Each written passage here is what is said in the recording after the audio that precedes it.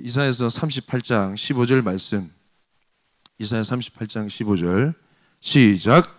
주께서 내게 말씀하시고 또 친히 이루셨사오니 내가 무슨 말씀을 하오리이까. 내 영혼의 고통으로 말미암아 내가 종신토록 방황하리이다. 아멘. 진정한 치료와 회복이라는 제목으로 말씀 나누겠습니다. 인간의 역사와 함께하는 것이 질병의 역사입니다. 뭐라고요? 질병의 역사. 질병의 문제는요, 동서고금을 막론하고 사람의 일생과 늘 함께 해왔습니다. 어려서는 학교에 왔다 갔다 등하교 하지만은 나이가 들면은 병원에 출퇴근하게 됩니다. 그게 자연스러운 일상이 되죠. 아시죠? 그러므로 치료와 회복의 문제는 아마도 모든 사람의 중요한 관심사일 겁니다. 교회 사역에 있어서도요, 치료나 회복의 사역은 너무나 중요한 사역인데요. 이유는 예수님께서 행하신 사역이기 때문에 그렇습니다. 마태복음 4장 23절 24절 말씀 보시면 예수께서 온 갈릴리에 두루다니사 그들의 회당에서 가르치시며 천국 복음을 전파하시며 백성 중에 모든 병과 모든 약한 것을 고치시니 그의 소문이 온 수라에 퍼진지라 사람들이 모든 앓는 자 곧 각종 병에 걸려서 고통당하는 자, 귀신 들린 자, 간질하는 자, 중풍병자들을 데려오니 그들을 고치시더라. 아멘. 뭐라고요? 그들을 고치시더라. 예수님이 이 땅에 오셔서 치유 사역을 하셨습니다. 교회 사역에 있어서 정말 중요한 사역이 치유 사역입니다. 제가 오늘 말씀을 통해 전달하고자 하는 중요한 메시지는 이겁니다. 과연 성경적인 치유 사역은 무엇일까? 제가 모태신앙입니다. 모태신앙이 뭐죠? 모태신앙, 엄마 뱃속에서부터 교회를 다닌 이것도 못해 저것도 못해 그래 얘기하는데 그게 아니고 엄마 뱃속에서부터 교회를 다닌 제가 모태신앙입니다. 어렸을 때부터 치유 사역에 대해서 많은 얘기를 듣고 보고 자랐습니다. 부흥집회도 많이 갔었고요. 죄송합니다. 많이 봤습니다. 많이 보고 들었습니다. 근데 어떤 얘기를 들으면 좀 부정적인 얘기를 좀 들었는데 누구는 병 고친다고 안찰 합니까? 안찰 알아요? 막 이렇게 내리치는 겁니다. 안찰을 너무 심하게 해가지고 병을 고친다고 이렇게 왔다가 피멍이 들어가지고 완전 시퍼렇게 멍이 들어가지고 오히려 병은 없고 돌아가는 경우도 있고 누구는 귀신을 쫓아낸다고 하면서 오히려 더 귀신에 덮어 씌어가지고 돌아가기도 하고 이런 얘기를 많이 들었습니다. 오해가 있을 수도 있는데 저는요 하나님의 완전하신 기적을 믿습니다. 아멘. 예수님 안에 완전 치유를 믿는 사람입니다. 할렐루야. 왜냐하면 제가 그 산 증인이기 때문에 그렇습니다. 하나님은 저의 우울증을 완전히 고치신 줄 믿습니다. 할렐루야. 누가 뭐라 해도 누가 비웃어도 저는 확신합니다. 제 속사정을 다른 사람이 누가 알겠습니까? 저는 그 증거가 저한테 있습니다. 지금까지 그게 유지되고 있습니다. 예수 하나 예수의 이름으로 말씀으로 완전 치유가 있음을 믿습니다. 근데 들리는 얘기들이 이런저런 좀 안 좋은 얘기들이 있어가지고 제가 이제 하나님의 치유와 회복에 대한 당사자로서 그리고 말씀을 가르치고 지도하는 목사로서 성도들에게 성경적인 치유 사역에 대해서 정확하게 말씀드리는 것이 필요하겠다 싶어서 오늘 말씀을 준비해왔습니다. 오늘 말씀을 통해서 성경적인 치유 사역, 진정한 치료와 회복에 대해서 깊이 깨닫게 되시는 저와 여러분 되시길 주님의 이름으로 축복합니다. 아멘. 할렐루야. 아멘. 누구는 선물 주고 누구는 선물 안 줍니까? 할렐루야. 아멘. 오늘 말씀은요 이사야서 말씀입니다. 이사야서 말씀은요 성경 전체랑 아주 비슷한 부분이 있습니다. 성경 전체를 축약해 놓은 듯한 그런 미니어처 같은 그런 말씀이에요. 성경 전체가 몇 권입니까? 66권이죠. 이사야서가 몇 장입니까? 66장입니다. 구약과 신약이 몇 권입니까? 구구단을 외자 반응이 없을 땐 저 혼자 북치고 장구치고 구구단을 외자 삼구 뭐라고요? 이렇게 외워야 된다 알겠지? 구약이 몇 권이라고? 39권. 신약이 몇 권이라고? 27권. 39, 27. 알겠지? 맞습니까? 39, 27. 구약이 39권이고 신약이 27권입니다. 그래서 구약의 주제는 뭘까요? 하나님의 심판과 오실 메시아에 대해서. 신약의 주제는 뭘까요? 오신 메시아를 통해 주님의 구원 그리고 다시 오실 메시아를 통해서 완성하실 주님의 구원, 회복. 그게 바로 구약과 신약의 주제입니다. 참 신기하게도 이사야서 말씀도 딱 두 달락으로 나눠지는데 1장부터 39장까지 40장부터 66장까지 1장부터 39장까지 내용은 뭐다? 하나님의 심판에 대해서, 오실 메시아에 대해서 그 예언의 말씀을 다루었고, 40장부터 60장까지 말씀 내용이 뭐다? 메시아를 통한 회복에 대한, 구원에 대한 하나님의 말씀. 이게 일목요연하게 정리한 화면이 바로 저겁니다. 한번 보이소. 괜찮지? 이사야서 66장이 성경 전체의 66권이 되고 제가 한 그대로입니다. 근데 참 신기한 게 좀 관심 있게 살펴볼 부분이, 저희가 오늘 살펴볼 본문이요, 저 노란색 해놓은 저 부분이에요. 성경 전체로 얘기하면 구약과 신약 가운데 그걸 포함한 그런 내용을 다룬 이사야서 1장부터 39장까지 내용과 그 다음에 40장부터 66장까지 내용 사이에 저 노란색으로 표시해 놓은 35장부터 39장까지 히스기야 왕에 대한 그 기사를, 그 이야기를 5장 분량으로 다뤄놨다는 거예요. 다른 어떤 사람도 이렇게 집중 스포트라이트 조명을 이렇게 안 했어요. 5장까지 분량을 써가면서 히스기야 왕에 대한 이야기를 달아놨습니다. 과연 이게 어떤 의미가 있느냐, 구약과 신약 사이에 끼어있는 히스기야 왕의 이야기가 도대체 이게 어떤 의미가 있느냐 연구를 하다가 하나님께서 저같이 부족한 이 인생에게 주님께 지혜를 주셔가지고, 이렇게 설명하면 참 좋겠다 하는 게 지혜를 주죠. 어떻게 한번 들어보십시오. 여러분, 노래란 것이 유식한 용어로 도입부하고 후렴구 이렇게 구성되어 있습니다. 뭐라고요? 도입부하고 후렴. 이 도입을요, 노래 좋아하는 친구 잘 아시죠? 이 도입을 유식한 용어로 verse라고 해요. verse. 뭐라고요? 발음 너무 좋아요. 제가 발음이 너무 안 좋다고 우리 애들한테 막 혼납니다. 저희 막내 시온이가 저보다 발음이 더 좋을걸요. 잘합니다, 영어에. 그 도입부가 verse인데 후렴은 영어로 뭐라고요? 코러스라고 해요. 이 verse하고 코러스, 이 verse하고 코러스 사이에 있는 걸 뭐라고 하냐면 프리코러스라고 해요. 오늘 배웠다, 그렇죠? 하나 배웠습니다. 예를 들면 예수 나의 첫사랑 되시네라는 찬양이 있습니다. 아시죠? 시작 어떻게 합니까? 예수 나의 첫사랑 되시네. 공짜 첫사랑. 좋다. 예. 후렴이 어떻게 됩니까? 오직 주만 너무 높게 잡았습니다. 오직 주만 바라보며 나의 삶을 두 개가, 이 고주가 높낮이가 어떻습니까? 시작은 벌스는 되게 차분하게 시작하고 후렴은 강하다 아닙니까? 중간에 프리코러스가 뭐가 있어요? 보좌 앞에 나의 삶, 이해되죠? 향기로운 제사로. 자, 이 프리코러스의 그런 그 역할은 뭐냐면, 시작 부분은 차분하게 시작해요. 후렴 부분은 터져야 맛이잖아. 근데 중간에 프리코러스라는 것은 이 벌스라는 부분과 코러스라는 부분을, 이 고조되는 빌드업 되는, 축구 용어로 빌드업 되는 것을 잘 가교 역할을 해서 다리로 연결해 주는 역할이 바로 프리코러스라는 겁니다. 오늘 저희가 살펴볼 이 히스기야 이야기가 구약의 메시지, 구약의 결론이 뭔가, 구약의 결론을 신약의 도입부랑 잘 연결해 주는 가교 역할을 한 것이 바로 히스기야 이야기 5장 분량의 이야기다라는 내용입니다. 잘 알아묻겠습니까? 할렐루야. 잘 알아듣는지. 할렐루야. 요 내용을 참조하셔가지고 이 말씀을 이해하시면 충분히 도움이 되겠습니다. 오늘 본문 말씀 한번 살펴보겠습니다. 이사야서 38장 1절 말씀. 38장 1절 같이 한번 읽어볼까요? 시작. 그때 히스기야가 병들어 죽게 되니 아모스의 아들 선지자 이사야가 나아가 그에게 이르되, 여호와께서 이같이 말씀하시기를 너는 내 집에 유언하라. 내가 죽고 살지 못하리라 하셨나이다 하니. 히스기야가 갑자기 병이 들었습니다. 죽을 병이 들었어요. 근데 하나님의 선지자인 이사야 선지자, 아모스의 아들 선지자가 찾아와가지고 2번 죽입니다. 확인사슬 안 한 거예요. 안 그래도 죽을 병이 걸려가지고 이 병이 어떻게 되겠습니까? 묻고 싶은데 뭐라고 하냐면, 너는 내 집에 유언해라는 거예요. 네가 더 이상 죽고 살지 못하리라 합니다. 짐 싸라, 이 말입니다. 갑작스러운 사망 선고와 함께 갑작스러운 질병과 함께 사망 선고를 듣게 됩니다. 언제요? 그때에라고 표현되어 있는데, 이 그때에는 앞에 내용을 살펴보시면 어떤 내용이냐? 기도하고 믿음으로 아수르 군대 18만 5천 명을 물리친 후에입니다.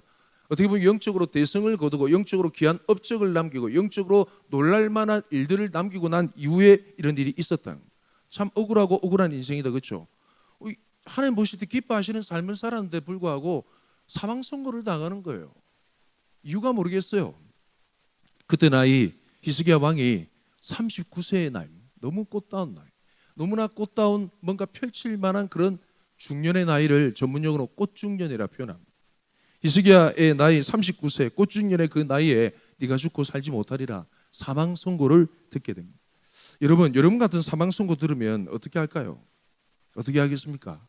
아이고 내 팔자야 이러면서 머리 막 동요매고 들어눕겠죠. 근데 참 신기한 게 히스기야 왕은요, 성경으로 살펴보는 히스기야 왕은 참 섬세한 사람이었어요. 어떤 사람이었다고요? 나는 섬세한 사람이에요. 뭐 이렇게. 지금식으로 얘기하면 히스기야 왕이 사망 선고를 듣고 어떻게 하냐면 요즘식으로 표현하면 다이소를 갑니다. 뭐라고요? 다이소에 뭐가 있어요? 다 있죠. 다이소에 가지고 뭘 산다? 너무나 이쁜 일기장을 삽니다. 일기 써본 친구 있습니까? 할렐루야. 예. 일기 좀 써라. 일기장을 사가지고 죄송합니다. 오늘 뭐 되게 일기장을 사가지고 옵니다. 요즘식으로 얘기하면 또 잘못 들어가 최 목사님이 히스기야 왕이 다이소에 가가지고 일기장을 사더라 이런 식으로 설교하더라 이런 식으로 소문 내지 마시고 요즘식으로 표현하면 그렇다는 거죠. 일기장을 사가지고 들고 와가지고 뭐를 기록하느냐? 병상에서 있었던 자기의 일거수일투족을 병상일기를 기록합니다. 뭐라고요? 병상일기를 기록해요. 그 내용을 담은 말씀이 이사야 38장 9절 말씀. 같이 한번 읽어봅니다. 시작.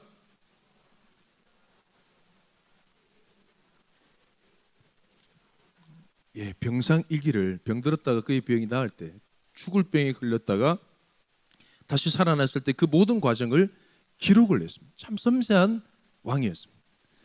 이 병상일기의 내용이 뭐냐면 우리가 다 알다시피 생사의 갈림길에서 우리 히스기야 왕의 생각과 감정 그리고 감정과 그 모든 기도와 탄식 내용을 다 담았습니다. 병상일기의 내용은요 이렇게 구성됩니다. 세 가지 주제와 7가지 단락으로 구성됩니다. 제가 개인적으로 이렇게 나눈 겁니다. 세 가지 주제는 무엇이냐? 이사야 38장 10절부터 20절까지 나오는데 세 가지 주제는 첫 번째는 죽음을 받아들이는 과정. 죽을 병에 걸렸잖아요. 내가 이제 사망 선고를 받았잖아요. 이 죽음을 받아들이는 과정에 대해서. 두 번째는 진정한 치료와 회복에 대해서. 세 번째는 사는 것의 목적과 발견에 대해서. 이 병상일기에 대해서 왜 살펴봐야 되느냐? 중간에 나오는 진정한 치료와 회복에 대해서 히스기야가 깨달은 부분이 있기 때문에 그래서 이 엑기스를 알기 위해서 제가 이 대목을 살펴볼 필요가 있다는 거예요. 세 가지 주제, 죽음을 받아들이는 과정, 그 다음에 진정한 치료와 회복에 대해서 아는 과정, 그 다음에 사는 것의 목적과 이유에 대해서 발견하는 그런 과정. 이 세 가지 주제를 7가지 단락으로 한번 살펴보겠습니다. 첫 번째는요, 한번 따라해 보실까요? 빼앗겨버린 내 인생. 이사야 38장 10절 말씀입니다. 제가 읽겠습니다. 내가 말하기를 나의 중년에 수월의 문에 들어가고 나의 여생을 빼앗기게 되리라 하였도다. 어떻게 표현하는 거? 하나님 왜 하필 저예요? 수많은 왕들이 있고 수많은 역대의 왕들이 다 지나간데 왜 하필 저입니까? 제가 못난 짓을 했습니까? 하나님 보실 때 기도함으로 금식함으로 18만 5천 명이라는 그 대군을 주님의 이름으로 물리친 왕 아닙니까? 왜 하필 저예요? 왜 남은 제 인생을 빼앗아 가십니까? 이런 기도가 바로 이 내용입니다. 여러분 참 놀랍지 않습니까? 하나님 앞에 어떻게 이런 식으로 따뜻이 기도해도 되느냐 이런 생각 안 드십니까? 근데 성경 말씀이에요. 이게 성경 말씀에 나와 있어요. 성경 말씀을 살펴보면 특히 시편 말씀을 살펴보시면 이런 하나님을 향한 당돌한 기도의 내용이 너무나 많이 있습니다. 특히 다윗의 고백이 나와 있는데 시편 62편 8절 말씀에 이런 고백이 있습니다. 백성들아 시시로 그를 의지하고 그의 앞에서 마음을 어떻게 하고요? 토하라라고 얘기해요. 쏟아내라고 하는 거예요. 하나님은 우리의 피난처시로다. 네 마음이 어떤지 네 마음 속에 있는 모든 응어려진 그 마음들을 하나님 앞에 다 토해다 쏟아내라는 거예요.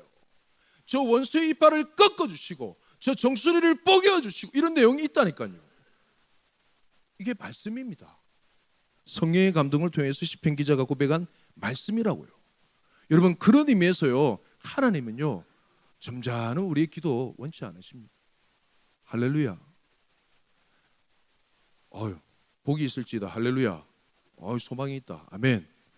인생에 거센 풍파도 잘 모르는 것 같은데 살다 보면 막막할 때가 있지 않습니까? 숨이 턱 안 쉬질 때가 있어요.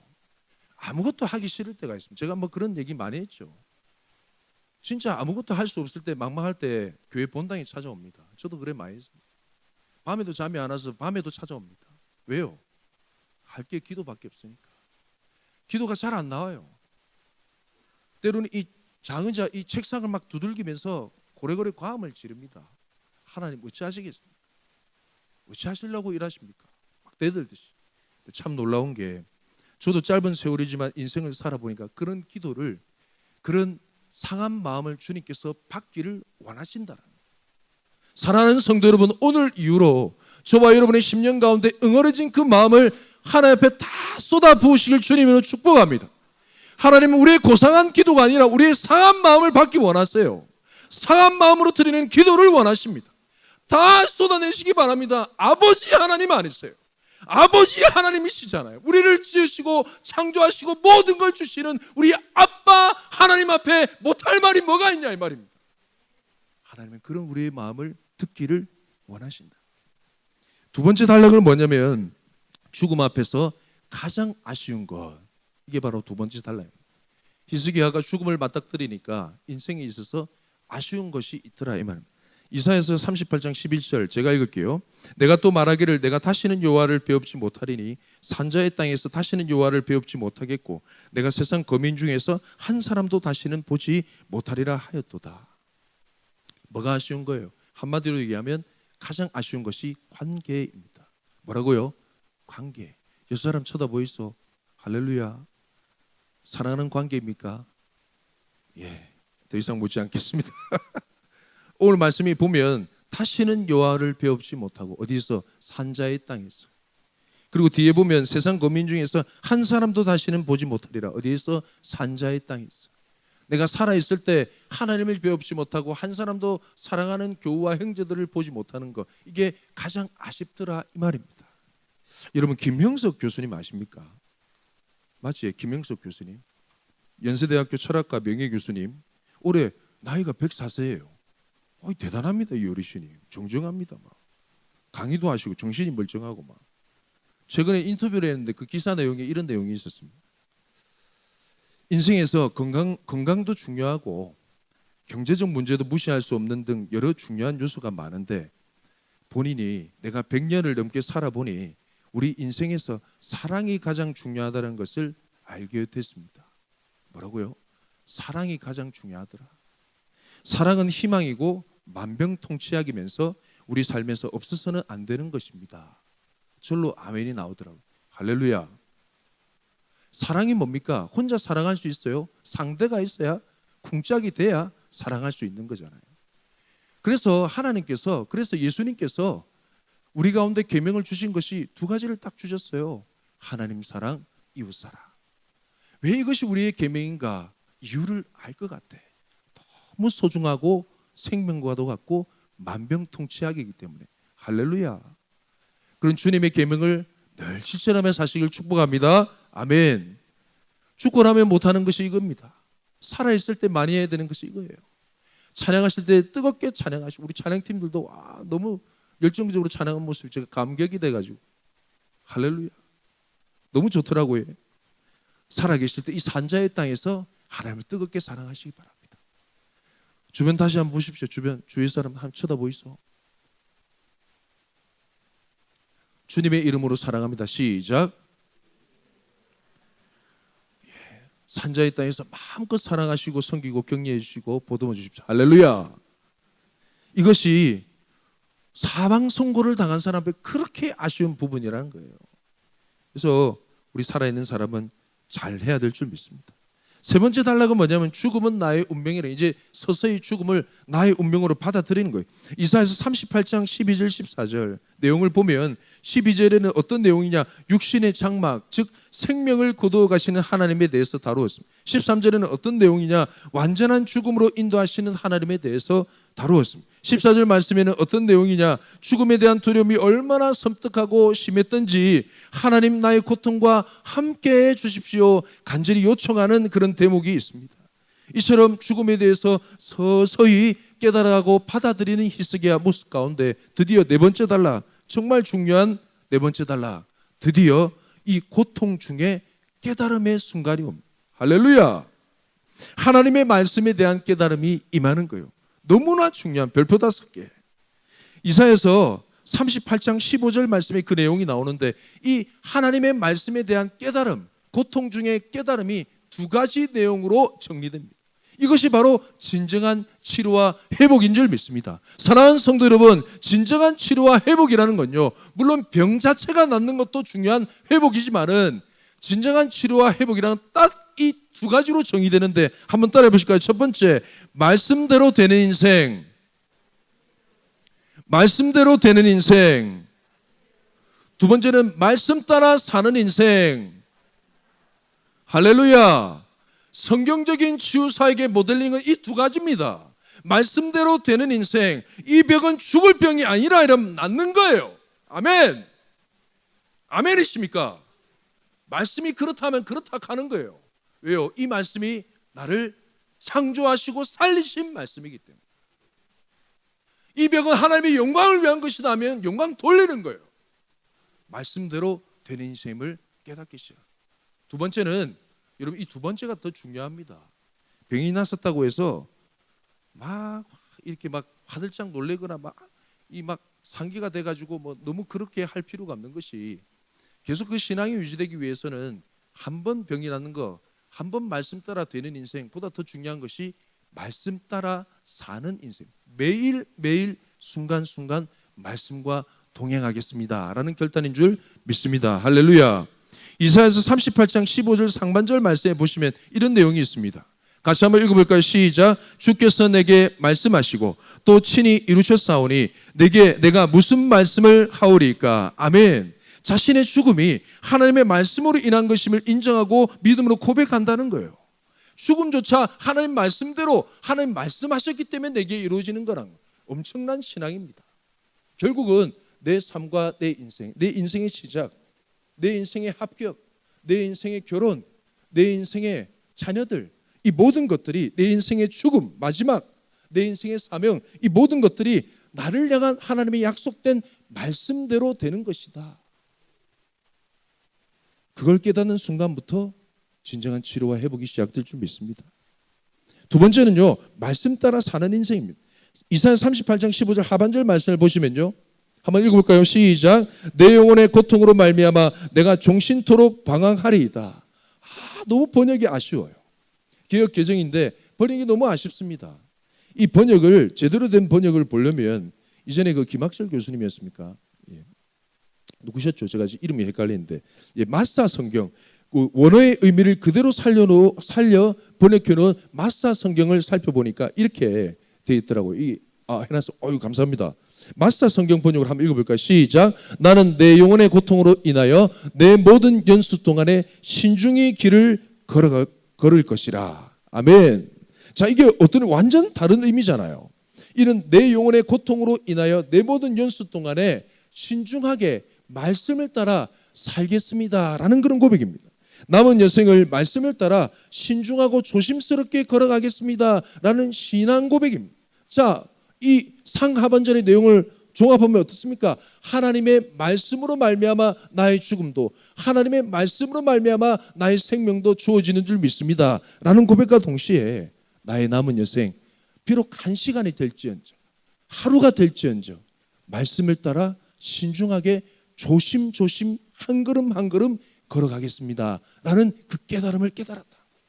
여기서부터 우리 신자의 진정한 치료와 회복이 일어날 줄 믿습니다. 아멘.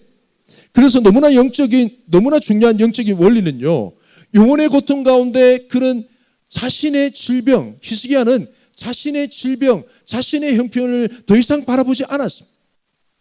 질병, 상황, 감정, 기분에 요동하지 않고 오직 자신을 향한 하나님의 말씀만을 붙들고 남은 여생을 살기로 결단한 것입니다. 할렐루야. 이 시간 믿음으로 도전합니다. 주 안에서 사랑하는 성도 여러분, 오늘부터 나의 모든 질병과 연약함과 상관없이 살기로 결단하시길 주님의 이름으로 축복합니다. 우리가 믿는 믿음은 단순한 자기 극복 정도가 아닙니다. 우리가 믿는 믿음은 땅의 것이 하늘의 것으로 변화되는 것인 줄 믿습니다. 우리가 믿는 믿음이라는 것은 죽을 몸이 영원한 생명 가운데 삼켜지는 것입니다. 할렐루야. 진정한 치료와 회복이 이제부터 시작되는데요, 다섯 번째 단락, 진정한 치료 회복. 히스기야의 생각과 관점이 완전히 달라져 버렸습니다. 히스기야의 고백을 한번 들어보십시오. 하나님, 이제부터 나의 질병, 나의 연약함, 나의 죽음을 묵상하지 않겠습니다. 하나님의 말씀을 묵상하며 그것만을 바라보며 나의 남은 삶을 살겠습니다. 이사야서 38장 16절 상반절 말씀입니다. 주여, 사람이 사는 것이 이에 있고 내 심령의 생명도 온전히 거기에 있사오니. 무슨 말씀입니까? 사람이 사는 것, 심령의 생명이 하나님의 말씀 가운데 달려있다라고 고백하는 거예요. 38장 16절 하반절 말씀, 그래서 뭐라고 얘기합니까? 한번 읽어볼까요? 시작. 원하건대 나를 치료하시며 나를 살려주옵소서. 여러분, 이렇게 빌드업 해온 이 말씀의 결론이, 저 말씀이 단순히 생명 연장해 주시옵소서 이런 고백입니까? 아닙니다. 저 좀 살려주세요, 단순한 그런 고백이 아니에요. 어떤 고백이냐? 하나님 말씀만을 의지하고 순종하겠습니다. 그 말씀 안에서 진정한 치료와 회복을 누리게 하여 주옵소서. 할렐루야. 이런 고백인 줄 믿습니다. 이런 고백의 말씀이 시편 말씀에 또 등장합니다. 시편 107편 19절 20절 말씀. 말씀을 통한 치료가 여기 나와 있어요. 같이 한번 읽어볼까요? 시작. 이에 그들의 고통 때문에 여호와께 부르짖으매 그가 그들의 고통에서 그들을 구원하시되 그가 그의 말씀을 보내어 그들을 고치시고 위험한 지경에서 건지시는도다. 뭘 보내서? 말씀을 보내서. 주님의 생명의 말씀을 보내가지고 어떻게 해요? 그들을 고치시고 말씀을 통해서만 진정한 치료와 회복이 이루어질 수 있다는 거죠. 하나님의 말씀이 10년 가운데 다가오잖아요. 그러면 10년 가운데 다가오면 절망과 슬픔과 죽음의 두려움으로 가득 차 있던 이 영혼을 흔들어 깨웁니다. 하나님의 말씀이 살아있기 때문에, 운동력이 있기 때문에 이 말씀이 내 영혼에 빛으로 비치게 되면 잠잠했던 내 영혼, 이 세상의 모든 문제를 다 끌어안고 우겨 싸움을 당하고 있던 이 내 영혼을 흔들어 깨운다는 거예요. 그러면서 서서히 영적인 시각이 열려가지고 내가 지금 당하는 이 고통과 질병에 대한 의미를 깨닫기 시작합니다. 그게 다음 달락이에요. 히스기야 왕은요, 고통의 이유와 목적을 깨달았습니다. 이사야 38장 17절 상반절 말씀. 보옵소서, 내게 큰 고통을 더하신 것은 내게 평안을 주려 하시며. 뭘 주기 위해서요? 평안을 주려 하심이라. 이게 이해가 됩니까? 고통을 주신 것인데 이게 뭘 위해서? 재앙이 아니고 평안을 위해서라는 것을 깨닫는. 세상 사람들로 얘기하면 제정신이 아니에요. 고통 중에 있어요. 죽을 병에 걸려 있어 시름시름 앓고 있는데 뭐라고요? 이게요, 재앙이 아니고 뭐라고요? 평안을 주기 위함. 이런 은혜가 저와 여러분의 삶 가운데 있길 축복합니다. 이 고통의 의미가 평안이라는 사실을 깨닫는 거예요. 왜요? 어떻게 이게 평안일 수 있을까? 이사야 38장 17절 하반절 말씀.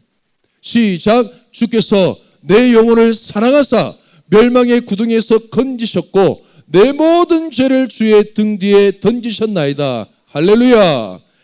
이 모든 고통의 시작이 뭐 때문에 하고요? 주님의 사랑 때문인 줄 믿습니다.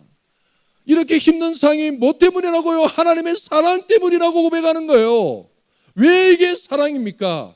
주님께서 다른 어떤 것 다 던져두고 내 영혼에 있는 가장 저 밑에 있는 아무도 알 수 없었고 나조차도 건드리지 않았던 죄 문제를 건드리시는 작업이기 때문에 그렇습니다.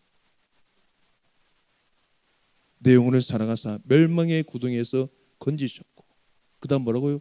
내 모든 죄를 주의 등 뒤에 던져버리셨나이다. 신방을 가니까 누가 그렇게 얘기하대요. 말 안 듣는 남편, 속썩이는 자녀. 그러면서 하신 얘기가, 목사님 다 나 사람 만들려고 하나님께서 그러시는 거 아니겠습니까? 아무 얘기 안 했습니다. 제가. 저도 그런 일들이 많이 있기 때문에. 하나님께서 나 사람 만들려고, 할렐루야, 고통의 불 가운데도 집어넣으시기도 하고 유격 훈련도 하고 해병대 훈련도 하시고 이판사판 공사판. 예. 아멘. 이 고통의 목적이 사랑이라는 거예요. 어떻게 이걸 깨달을 수 있을까? 말씀의 빛이 임하니까. 아멘. 모든 것의 이유가 사랑입니다. 그걸 깨닫는 순간 이 세상에 부러울 인생이 없는 줄 믿습니다. 이 세상에 미워할 인생이 없는 줄 믿습니다. 하나님에 대한 오해가 풀리기 시작하면서 이 영혼이 날 것 같이 기뻐 뛰는 모습을 보게 될 줄 믿습니다. 할렐루야. 이런 인생의 수렁 가운데서, 고통 가운데서 이 말씀의 은혜를 깨닫게 되시길 축복합니다. 하나님은 우리를 사랑하셔서 고통을 주십니다. 그 고통을 통해서 멸망의 구덩이에서 건지십니다. 그리고 죄를 주님의 등 뒤에 던져버리십니다. 할렐루야. 저와 여러분의 모든 죄의 속박이 예수 그리스도의 등 뒤에 던져진 줄 믿습니다. 아멘. 예수 안에 자유함을 누리십시오. 우리의 회개를 통해서, 눈물 어린 회개를 통해서 주께서 속량하여 주시고 죄사함의 은총을 베푸사 진정한 샬롬, 평안함을 주신다는 사실입니다. 왜 고통이 평안일까? 죄 문제를 건들고 죄 문제를 해결하기 때문에. 아멘이십니까? 이거 해결 안 되면 아무리 잔고에 돈이 많아도, 아무리 삶이 괜찮고 맛있는 거 먹어도 진정한 평안이 없습니다. 그러나 죄 문제가 해결되면요, 초가집에 살아도 평안할 줄 믿습니다. 할렐루야. 이것이 누구의 사역입니까? 메시아 대신 예수님의 사역인 줄 믿습니다. 고통을 통해 뭘 주신다고요? 평안을 주십니다. 질문이 있습니다. 그럼 고통이 선물이에요? 평안이 선물입니까? 그럼 평안이 선물이다 많이 대답하시더라고요. 제가 둘 다 이렇게 얘기합니다. 1+1. 근데 진정한 선물은 뭐냐면 고통입니다. 고통 좋아하시는 분 없으시죠? 근데 진정한 하나님의 선물은 고통인 줄 믿습니다.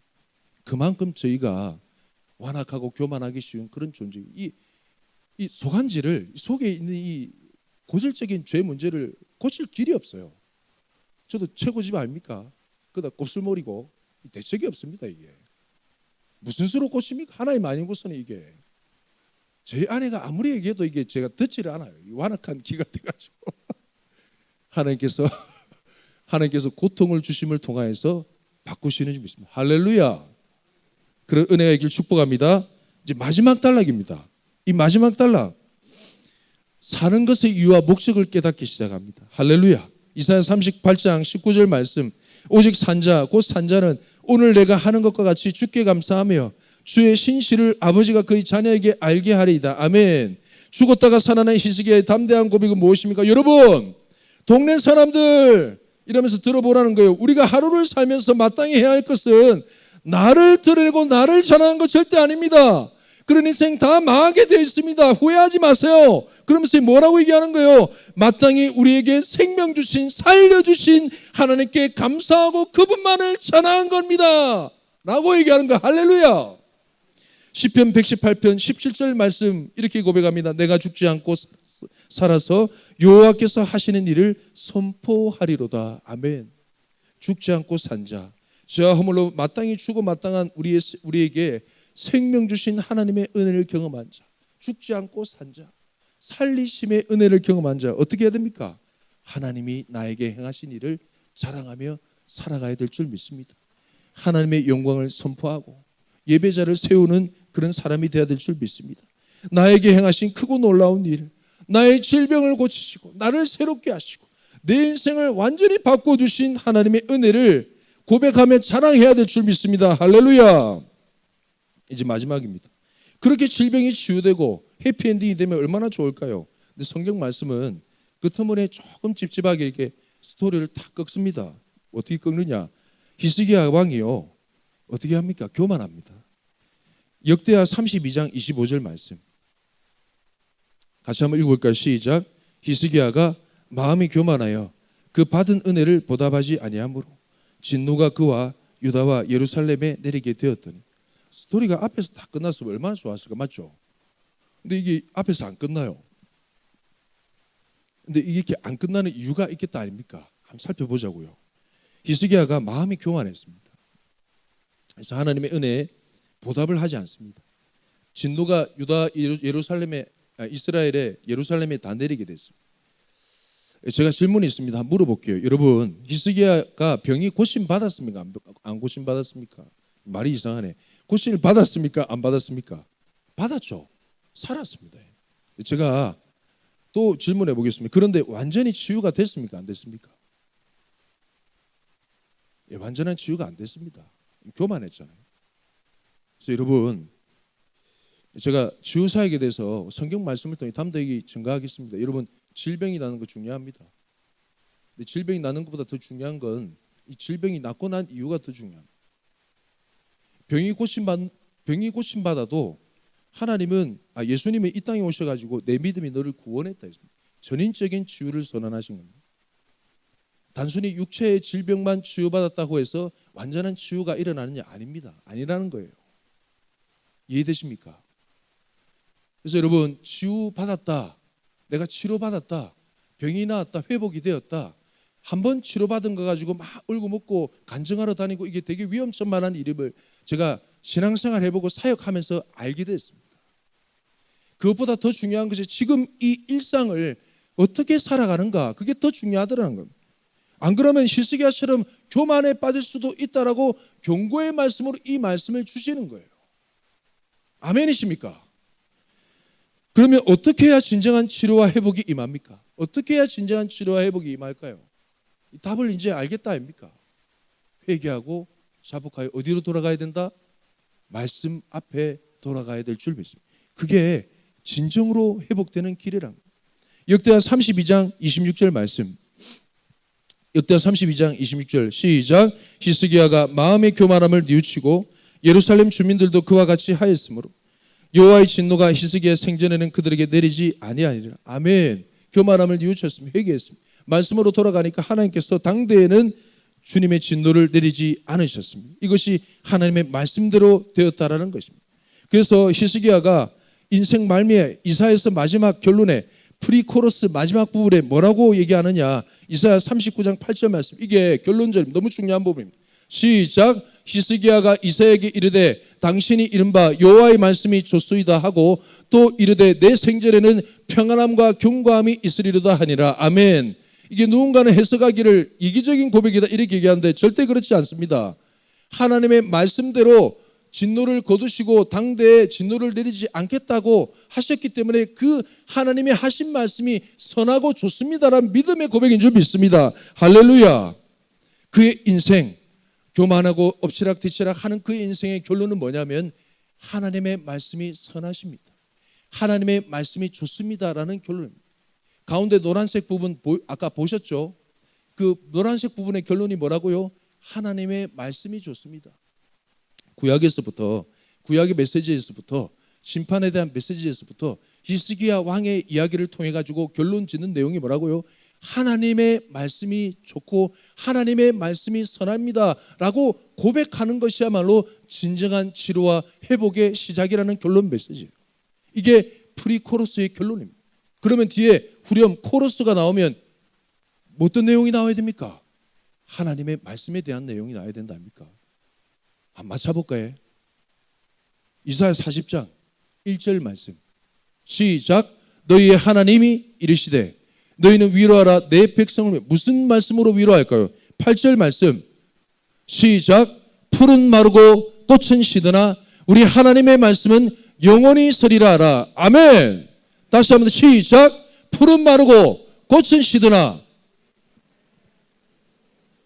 인생 3세번 시작. 풀은 마르고.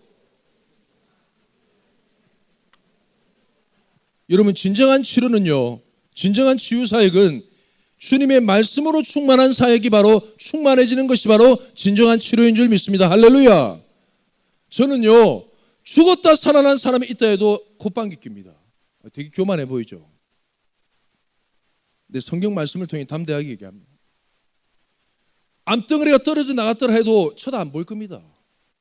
만약에 나무는 그 열매로 안다고, 만약에 어디 집회 가가지고 병이 나왔는데 그 사람의 영적 상태가 하나님의 말씀밖에 없는 인생이 되었더라 하면 쳐다보겠습니다. 제 얘기가 무슨 얘기인지 알겠습니까? 질병이 나왔다 해서 호들갑 떨지 마십시오. 기적이 일어났다 해도 호들갑 떨지 마시기 바랍니다. 하나님의 말씀으로 돌아와야 진정한 치료요 회복인 줄 믿습니다. 왜 그렇습니까? 예수께서 이 땅에 내려오신 이유는 말씀이 육신이 되어 오신 것입니다. 우리 안에 예수로 충만할 때, 말씀이신 그분, 인격적인 말씀인 예수로 충만할 때, 물 가운데 지날 때에도 물이 우리를 엎치지 못하고. 아멘. 불 가운데 지날 때에도 불이 우리를 태우지 못하고, 아멘. 비록 질병이 낫지 않고 고질적인 질병이 우리와 함께한다 할지라도 내 안에 예수로 충만하다면 질병과 상관없는 인생 사는 줄 믿습니다. 이게 진정한 치료와 회복이지, 다른 요행을 바라시거나. 여러분, 만약에 질병 고쳐준 다음에 아무 때나 다 갈 깁니까? 평생 그 집회 쫓아다녀라 영혼 다 망가지고 그래 삽니다. 많이 봤습니다. 그래서 오늘 말씀을 통해서 정신을 차리시고 오직 말씀, 할렐루야, 말씀 대신 그분이 내 심령 가운데 충만하기를 바라면서 성경적인 치유 사역, 그 은혜 가운데 늘 쳐져 살기를 주님의 이름으로 축복합니다. 우리 이 시간 예배 때마다 계속 부르는 찬양이 있죠. 충만 찬양하고 우리 기도하겠습니다.